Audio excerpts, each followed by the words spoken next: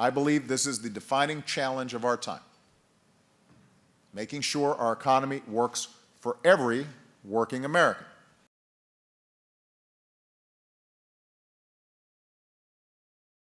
Chile tiene un solo gran adversario, y eso se llama desigualdad.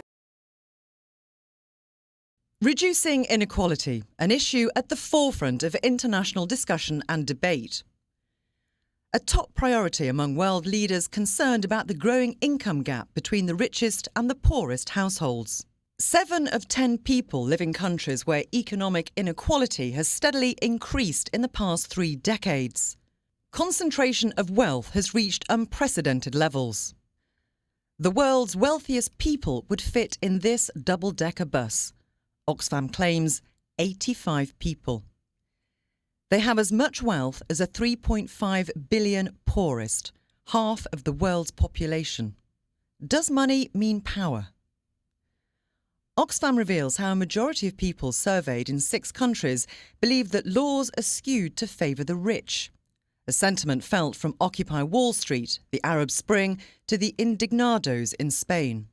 In 2012, income inequality in the United States reached its highest level since the Great Depression. The top 1% of the income earners captured about 95% of the income gains since the recession ended, a UC Berkeley study shows. Profits and productivity have been rising, but not so in the case of wages.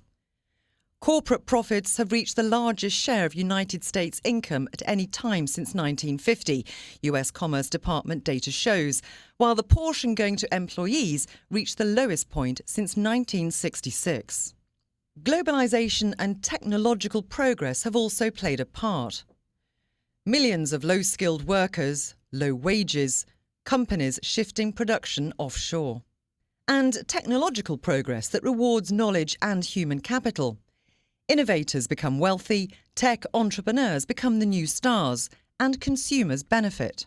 For too many, though, inequality begins at birth. Take Latin America, United Nations says, remains the most unequal region of the world. Despite strong economic growth in the last decade, exclusion, discrimination, lack of opportunity and slow social mobility are important challenges. The result has been civil unrest and political conflicts from Chile to Venezuela. Brazil has the highest inequality in the region. Their government efforts have helped over 36 million people out of the grip of extreme poverty, and income growth has accelerated. Meanwhile, in South Africa, reform post-apartheid helped create a growing middle class. But poverty, racial economic inequality and high unemployment continue to haunt this nation, even after 20 years of democracy. In Sweden, the government's strategy of income redistribution is one of the most successful egalitarian models in the world. The World Economic Forum warns that the chronic gap between the incomes of the richest and poorest citizens is seen as the risk that is most likely to cause serious damage globally in the coming decade. The IMF itself has a dire warning if the trend continues.